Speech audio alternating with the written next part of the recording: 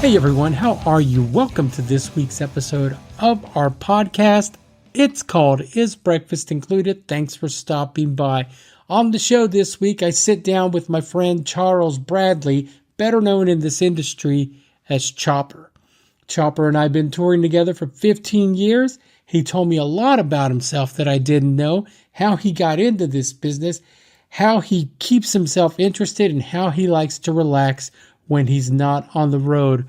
We had a lot of fun on a day off, did a little something different this time. It was a fun conversation. Let's check it out. All right, got it. Tell everyone who you are. My name is Charles Chopper Bradley.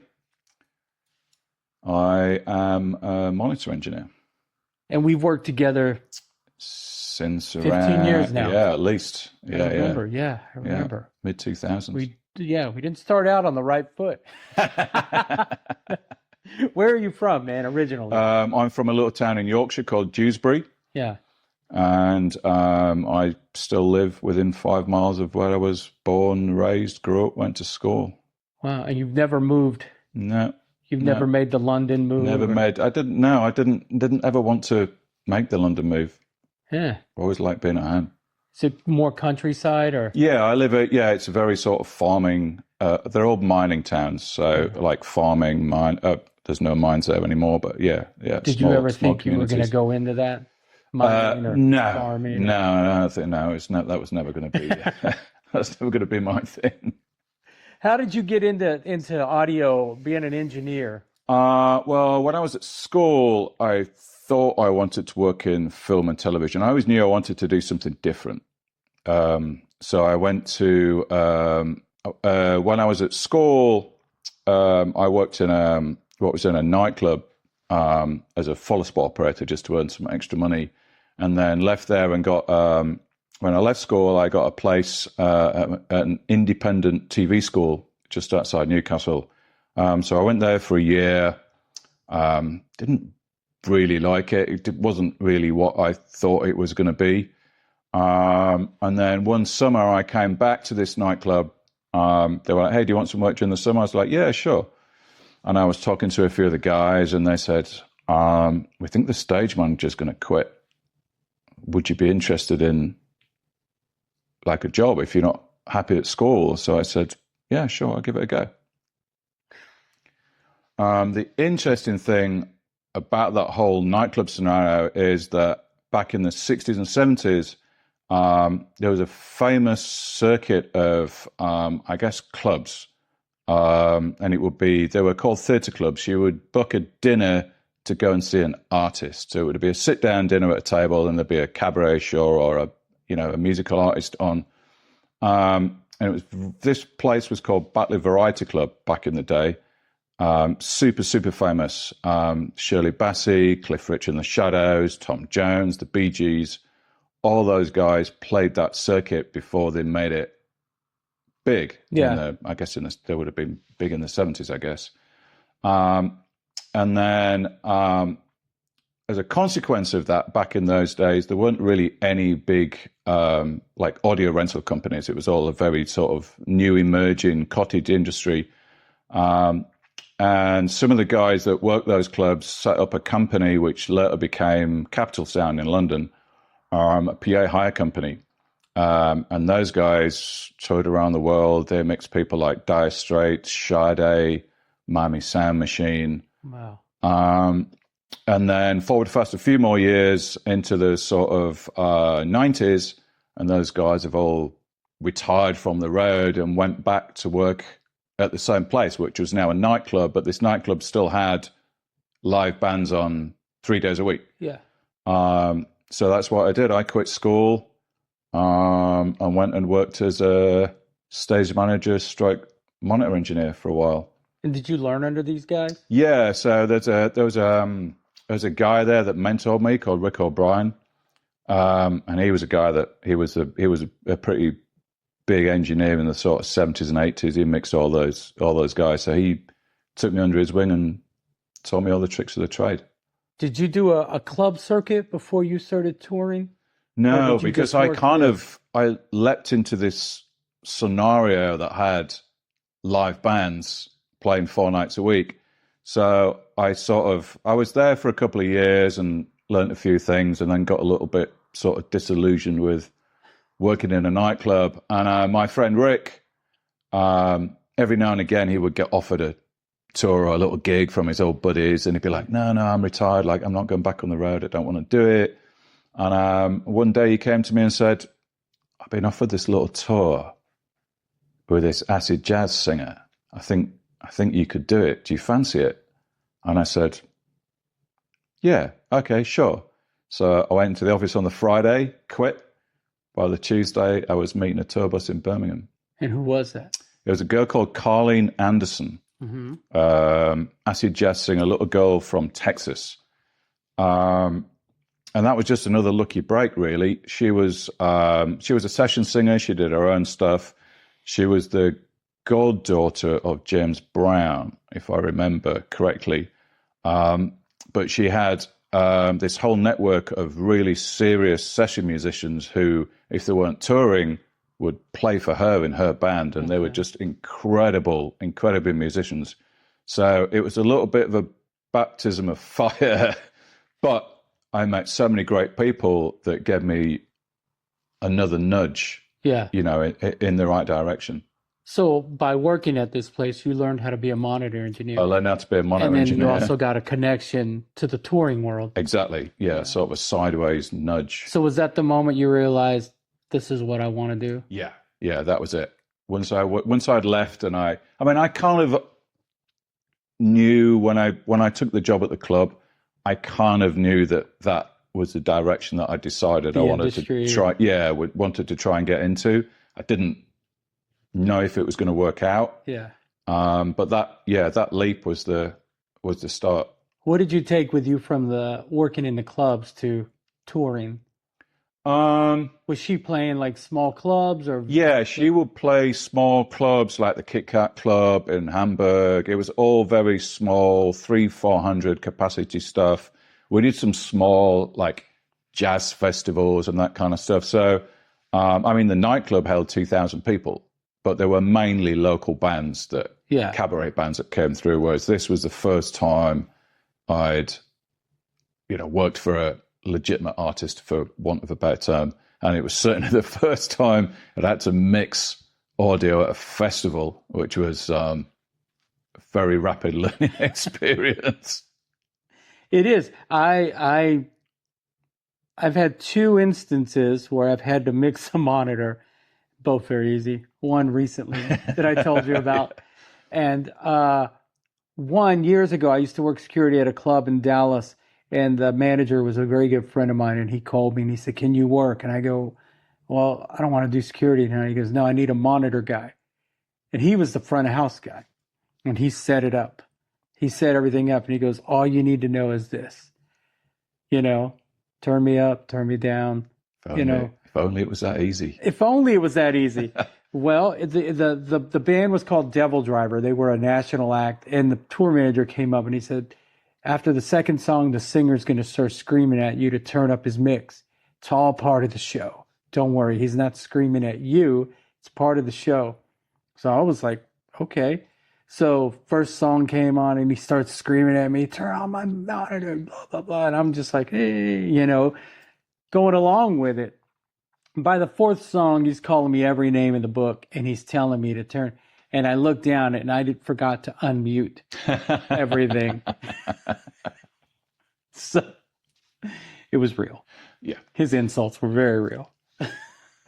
But that's when I realized I don't want anything to do with this. Yeah. It's not for the faint-hearted, I would say. It's not, because you're, what's that joke? What's the difference between a monitor engineer and a proctologist? Yeah. You only have to do it with one arsehole at a time. Yeah. What was your first big tour how many did you kind of progress on the ladder? Yeah, I did. So I mixed Colleen Anderson stuff for a little while and a few little spin-offs of that. And then I was kind of struggling for work. I didn't have a name in the business. So then I started calling a few audio rental companies up, and everyone says, hey, like, well, what have you done? What experience have you got? And I said, well, I worked in this nightclub and I did blah, blah, blah, blah. And then I've been mixing this girl, Carleen Anderson. And as soon as I said her name to anybody, they were like, oh, was so-and-so in the band? I'm like, yeah. They were like, oh, okay. Well, if you can handle that, like, you should be good to go. So I did. So then for a few more years, I did a mixture of sort of just audio teching, and would mix some odd little gigs that came up. Yeah. I struggle to remember who the next band was. I can tell you who my first world tour was. Who was that? That was UB40. Okay. So that's forward fast to 98, 99. So about 4 years after I'd left the nightclub, I went and I was the assistant front of house engineer for UB40 for a while. Okay. So they had their studio guy who worked in the studio, but didn't really understand the nuances of the live stuff. So I would mix the band, and then he would mix the vocals and look after all the dub effects that they brought from the studio and all that kind of stuff. So that worked out well. But that was my first foray around the world. And why do bands do that? Why do bands bring the guy from the studio? I don't know. I mean, I don't think it's a very common thing. Some people try to do. I think most bands understand that it's such a different skill set. Mm-hmm. It doesn't really translate. Yeah. It just there's a few people that manage it, but most people have a studio guy and then they have the live guy. Yeah. And I think a lot of bands these days now as well are more about the producer than the studio engineer. So they're not tied to like one guy, one studio guy, whereas this guy that used to mix UB40, he'd been their studio engineer for like 20 years or something. So he knew all the all the stuff. Yeah. And did you learn anything from him? I learned what it was like to travel around the world. And that really got you.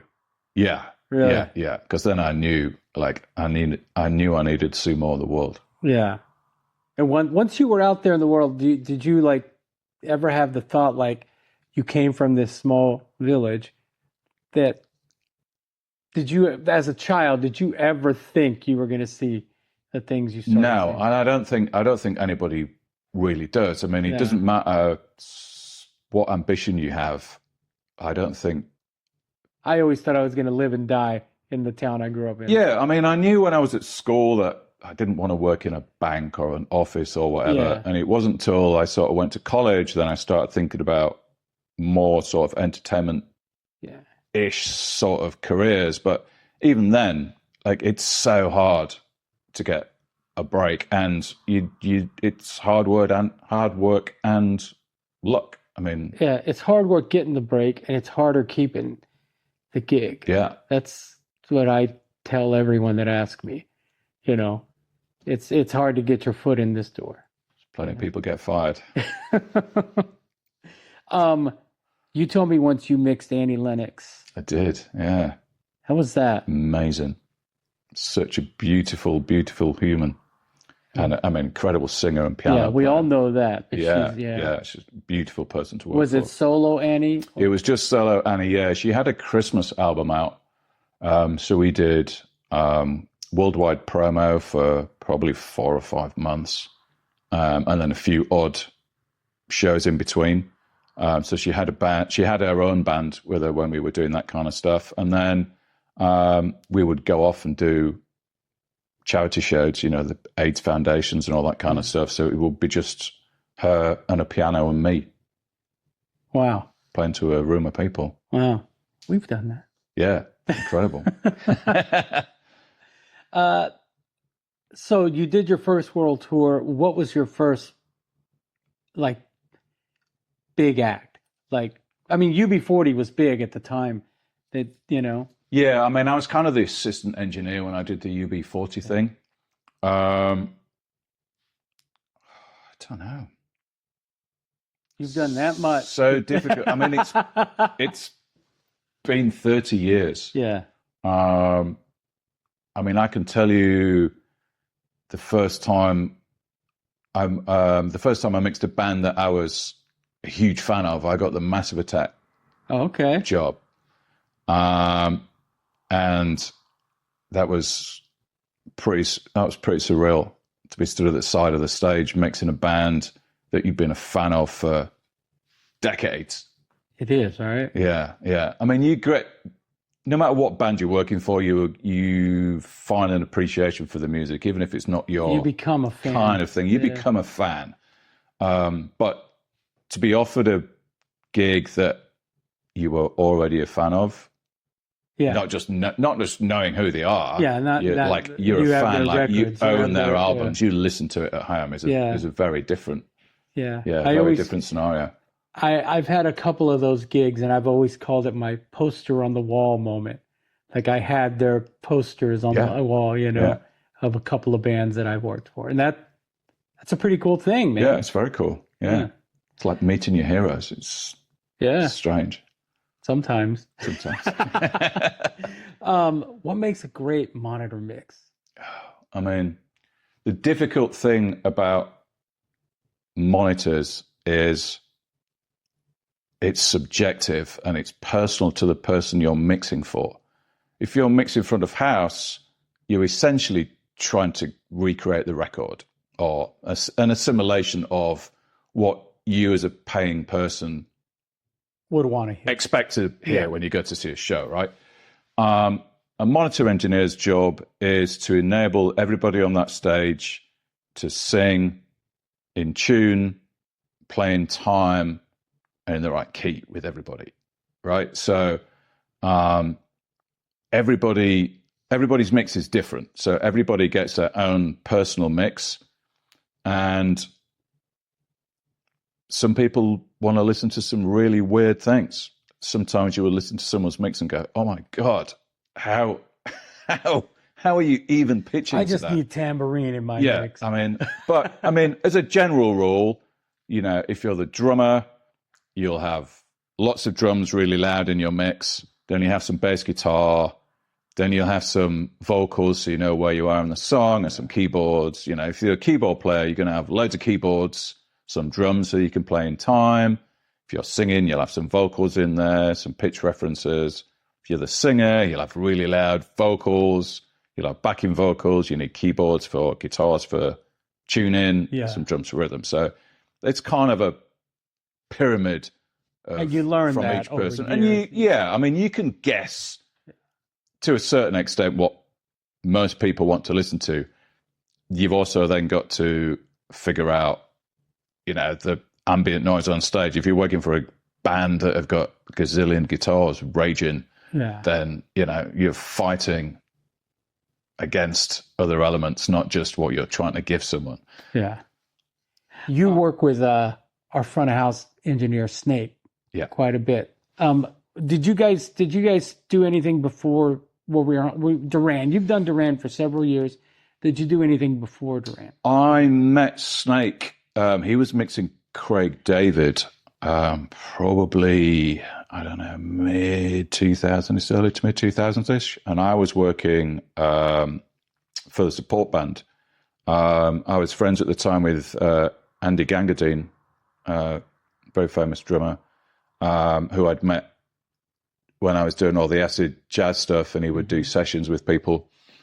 So I was mixing the support band, and I met Snake, and he had a bunch of stuff going on at his desk that I was very interested in. So we got chatting about some of the tricks that he was using.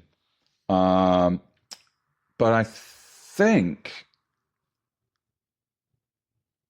Duran was the first time that I worked with him.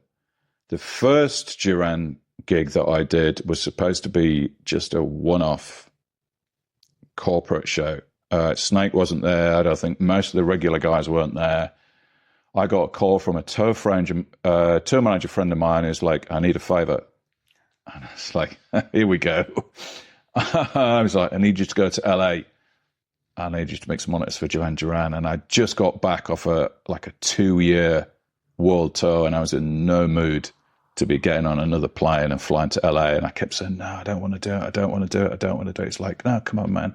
Do me a favor. Do me a solid. And I eventually agreed. And I said, okay, I'll do it. As long as you get me on the first plane back. Like, I want to be on a plane back home straight after the show. So I went and mixed this show, went to the dressing rooms afterwards to go and get my bags to go to the airport. The band were like, oh my God, that was amazing. Like, do you want to come and mix a tour? We've got a tour starting at the end of the year. And I was just like, I mean, I guess so, all right. And that was it. And that's what started all That's what started it, yeah. And we're like rattling towards 2 decades of mixing Duran Duran, yeah. Yeah. Do you feel like you know the band, like, or do they ever surprise you with something? I don't think I get surprised anymore. I mean, I like to think that I'm personal friends with them after all that time. I know all the wives, I know all the kids, like I met the grandkids, like, but they're a lot of fun to work for. Yeah. And this band is like that. They kind of bring you in to that circle.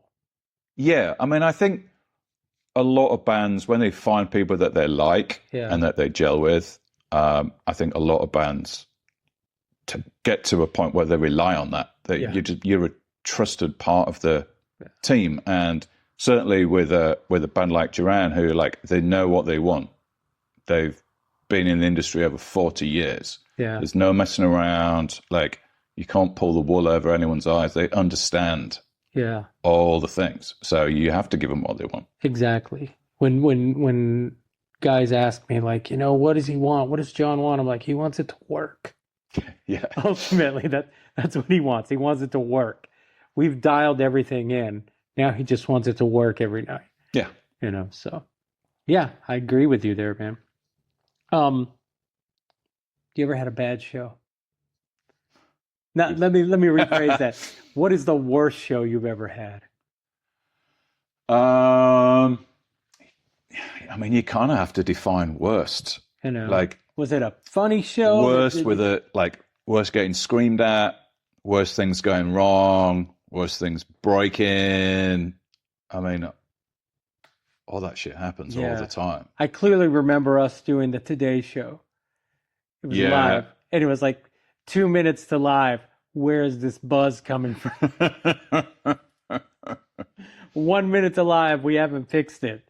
And then miraculously, the buzz goes away. I mean, we had another show around that time. I don't know if you were there, if you remember. We did a bunch of promo in New York, and we did like this 3 o'clock in the morning equipment split. And all the backline and my audio gear was going to LA to do I think it was the Live Music Awards or something in LA, and the rest of the audio gear was going back to the audio shop. And so we got on the red-eye plane, flew to LA, go straight to the gig, trucks getting unloaded from the aeroplane, and I'm like, where's all the microphones and the in-ears? And they're like, oh, well, it must be in the truck. Like, the guys are just bringing some stuff in. So I waited another half an hour. All the gear was still in New York. I believe that was iHeartRadio. Might have been. It could have been. I remember being there. It was bad. It was pretty stressful. How do you troubleshoot during a show? I mean, I keep an eye on things like you're constantly just watching for an anomaly to spring up, whether it's a crackle on a microphone or an unexpected pop or a crackle or something going quiet that's not meant to be there. And then you learn troubleshooting. Yeah. Over the years, you start at one end and work your way backwards, whichever end you choose at. Usually you would start at the microphone end, for example. Is the microphone plugged in? Is the cable going from the microphone plugged into the stage box? Is the cable that goes from the stage box coming to the sound desk ultimately? And then from there into the desk, A to B to C. And you trace that signal until all of a sudden it's not there, or you find an air gap because someone's forgotten to plug something in, which also happens quite a lot. With me. Yeah.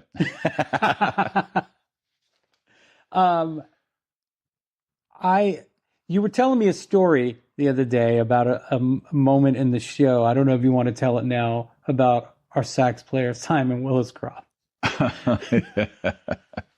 Yeah. So he'll come out, do a song, and then go back, and then come out, and then he. Yeah. So, I mean, when I started in the business in the 90s, everything was analog. And then slowly over the years, we progressed to digital mixing. And now we all work on digital sound desk, digital sound console. So you can program into that console all your settings from, EQ settings, level settings, names, numbers, and also, crucially to this story, mutes. So when things are on or off. And then, so as you recall each song in your desk, all the settings change, the faders move, things switch on and off, in and out. So Simon the sax player, as you know, doesn't play on every song. So he'll play on a couple of songs and he goes off and we get to the song. If he's not playing, his saxophone's muted, he'll be backstage, warming up, keeping the reed moist, all the kind of stuff. And for whatever reason, that particular day, I had stored this song with his saxophone unmuted. So unbeknownst to him and me, he wandered backstage and started warming up, and all I could hear all of a sudden in my ears was his crazy warbling saxophone. Now, could the band hear that as well? Oh yeah. I mean, it was live. And this is not on him. He was doing what he normally does. That's totally on me. He was mortified. And there's thousands of these moments that happen over 30 years. Crazy things happen all the time. Sometimes it's a software bug. And the crazy thing now with digital desks, you can store so many changes and there's so many parameters that it's impossible to track what you're doing. When we used to mix on analog consoles, you were obviously limited to the size of the desk. So, there would be 48 channels in and 8 or 16 out or whatever. And over the course of a tour, you would produce a mental map in your head. And when things needed altering for different songs, you would have them either written down on a piece of paper, or if it wasn't too crazy, like you would just remember it, right? And you'd switch some stuff on and off, or alter some levels. Whereas now there's tens of thousands of parameters that I can store and recall at the touch of a button. Yeah. So I've got no idea. Once we've done rehearsals and I've stored a song, like I couldn't tell you what happens in that song until it comes back round. So every now and again there'll be a software glitch or a bug, or you've sometimes accidentally overwritten a song. That happens quite a lot if you're not paying attention in the heat of the moment. All of a sudden everyone's settings are changed. Things are on that are not on, things are off that were supposed to be on. One more tech question. I hear this a lot, and maybe you could explain it to people listening or watching. What is a plugin and what do they do? So plugins came from the studio world originally. And then as we progressed into digital mixing consoles on live tours, plugins essentially emulate an analog piece of equipment most of the time. So everyone will have seen pictures of studios or live shows when there's racks and racks and racks and racks of equipment, and their compressors and gates, reverb units, mastering units, all sorts of crazy stuff. With the advent of digital, people took those units. So, for an example, a famous L2 compressor or something, and they make a digital model of that. So they'll pass audio through multiple units, and then save the results of that, and then code that so that you have a digital representation of that original analog unit. Yeah. And then the sound desks now allow us to insert those digital versions onto the channels or output channels. Okay. So we don't need to carry the physical racks of units anymore. Everything just lives on a USB key, and you buy the software license from the developer, and you're good to go. It's amazing, isn't it? It is absolutely amazing, yeah. And I mean, if you think the amount of equipment that we used to have to fly around the world, Yeah. and Now everything is now it lives on a USB key in a pocket of your backpack. in a pocket of my backpack. It's a very expensive USB key, but that's where it lives. One more. I'm going to go on to something else. But what was it like mixing the biggest tour at the time, Harry Styles? Is that a lot of pressure? It was a lot of pressure, and I mean, wild. Did you guys know how quickly it was going to take off? I mean, I got the job and didn't even know who the artist was. So I got approached, Snake got approached, said, hey, like, we've got an A-list artist. We're looking for to build a team. Are you interested? And I said, yeah, sure, we can talk. So then they send you an NDA, you have to sign your life away. Yeah. Then they call you back and go, okay, so this is who it is. And I go, all right, fine. So at the time, everything was crazy secret. Nobody knew he was about to do a solo record or a solo tour. He didn't even have a band. So I sat in rehearsals for 4 months, I think, while we auditioned different band members, and then we found a band that everyone was happy with, and then the band's got to learn the songs. Which is an interesting thing, if I'll just go off at a tangent, where people don't realize sometimes that when you go and see a band, the members of that band haven't actually necessarily played those songs as a band, right? Yeah. Or even on the album. Like when you go into a recording session, as you know, you've been in there, sometimes everybody just does their own bit. So the drummer will come in and lay down his track, and then he goes home, and then bass player comes in and he lays down his track, and then, it all builds. So sometimes you can get into a scenario where the band that wrote the song haven't played the song as an entire thing. Yeah. And then if you have a new band who didn't write the songs, then you have to learn all those songs bit by bit. So we did that. That was a bit of a wild experience. And then once we started out and we were doing promo, it became You guys did the Troubadour obvious. first, right? Or we did.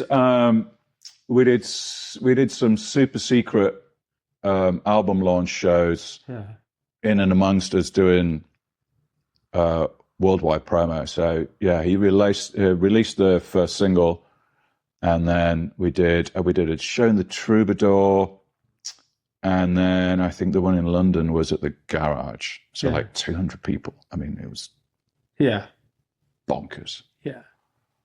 And then we progressed from that, and we went around the world twice just from the first album. So we did a theatre show, which was like a warm-up world tour. Yeah. And then we went straight back round again and did an arena show, and those were just nuts. And then came back and did the multiple nights in each city. Yeah.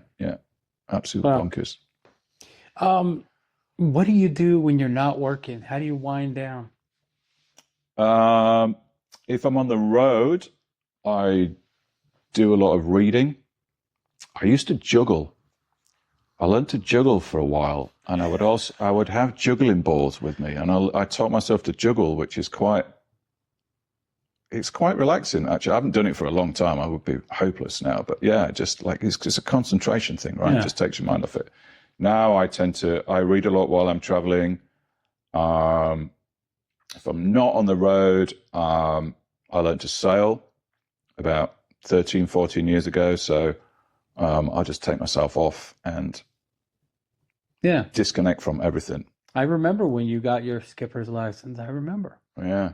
You were very proud of that. It was a lot of hard work. Yeah. So it's great. It's one of those things where you're concentrating on the boat, on the sails, on the wind, on the movement. Yeah. And everything else goes out of your brain. Yeah. And it's a very Zen-like, when everything's going well, it's a very Zen-like experience to be helming a yacht, because it's very subtle. Yeah. Keeping yourself. Two different things, but is the fact that what you do as a monitor engineer and when you're sailing, do you kind of Does that help? Do they help each other with the Zen like, or do you not get lost like that in monitoring mixing? I don't think, I mean, you can have a panicky moment every now and again when something very unexpected happens. Yeah. Because, trying to fix things and get things back on track is expected and should be as fast as you can possibly do it. Sometimes it's outside of the reasonable ability to fix it. But I think being calm and a good monitor engineer is calm under fire. Like, don't show anybody the fear. Yeah. The band want to look across at you at the side of the stage.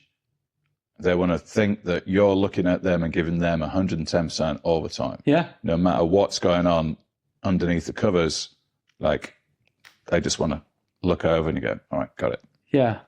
That's my motto. But, the sailing and the reading and the juggling and stuff is about, it's just about relaxing, really, and just disconnecting disconnecting from, all the craziness of everything else that goes on around you, and the planes and all the kind of stuff. You started a company, Super Yacht AV. What do you do? Yeah, I did.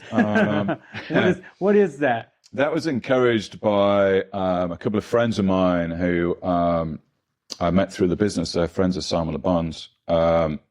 To start a high-end audiovisual installation company. So a couple of their friends are super yacht brokers and are wealthy individuals that build their own yachts, and they were like, "Hey, we think this would be a really cool thing. Like, a lot of these boats you buy, they just put these basic systems on them. You're paying millions and millions of dollars for these boats, and it's just a bunch of speakers in a ceiling, and no one really knows what to do with it. Like, you know all about sound. This has been your career for decades. Why don't you think about applying those skills and that knowledge in a slightly different way?" And as far as I can tell, there aren't really any other people that are kind of doing the things that I'm doing. There's a bunch of companies that will sell you some TVs and some speakers, and they put them in the roof, some sound comes out, you're good to go. Whereas, the skills that I've learned about equalization and timing and all that kind of stuff, we map the rooms, we map the rooms with the furniture in place, because the furniture, the curtains, everything affects how that sound bounces around the room. And a lot of people don't realize that. Now, if they hear it and they hear an A and a B, you would go, "Oh, yeah, got it."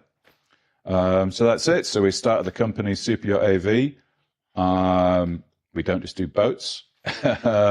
We've done high-end apartments around the world as well, like similar sort of stuff. We've done a few in New York. We have clients in New York, LA, Singapore, Tokyo, Hong Kong. Yeah, all over the place. Is it a very niche clientele? Yeah, it's niche. Because it's not like calling Best Buy saying, "Hey, come install my," right? No, it's very niche. It's pretty expensive. Yeah. You can get a great result out of a TV and a Sonos soundbar if that's your budget. But like everything else, if everybody wants the best, then But it's a very small market. It's kind of like the guys with the turntables and the valve. Yeah, I mean, you can spend $100,000 on a turntable. Yeah. And some amplifiers. I can put you $1 million worth of speakers into your house. Yeah. Why not? Why not? Well, man, thank you for doing this. Absolute pleasure. I know. We've done a lot of work together. We've been on the road. I've been on the wrong end of the mix at times. Before I let you go, what advice would you give a younger tech? Ooh. I mean, just work hard. Yeah. Work hard, be nice to everybody, because you never know who you're going to need at some point further down the road. And you never know who's going to be the next big thing. Yeah. When I started out my career, a lot of the bands I worked for were support bands to bigger artists on tour. And some of those support bands don't do anything and they get dropped by the record company or whatever. Other support bands become huge. The huge things. Yeah. I remember a tour that we did late 90s, early 2000s, and we did this small club tour around Europe. One of the bands was called Top Loader. The other band was called Coldplay. Top Loader went on to be huge, right? They're huge in Belgium. This is the first time I'm doing this like this. Yeah. You are the guinea pig, as they say. Man, thank you. Thank you for doing this. Pleasure. Yeah, I had to wait till I was good enough to do this. It's called our podcast called Is Breakfast Included? You and I had 15 years worth of breakfast. Yes, we have. What Not would you always, have for not breakfast? always included. No, not always. I love it. Not always included. All right. I'll tell you where I got the name after this. Sure. If we were having breakfast, what would you have? Oh, large coffee, grapefruit, maybe a cheese omelet. Yeah. Yeah. Thanks, All man. Right on. Charles Chopper Bradley. You can find out more about Super Yacht AV at superyacht-av.com. See what he does. If you know anyone with a huge yacht, pass along his information. While you're online, check out isbreakfast.com. You can follow us on Instagram and Facebook. Rate and review our show on Apple Podcast. Go on over to our YouTube page. Subscribe, smash the like button and the notification button. I think that's what you do. And while you're there, pick up a shirt. All right, guys, I am done. Have a great day. We'll talk to you next week.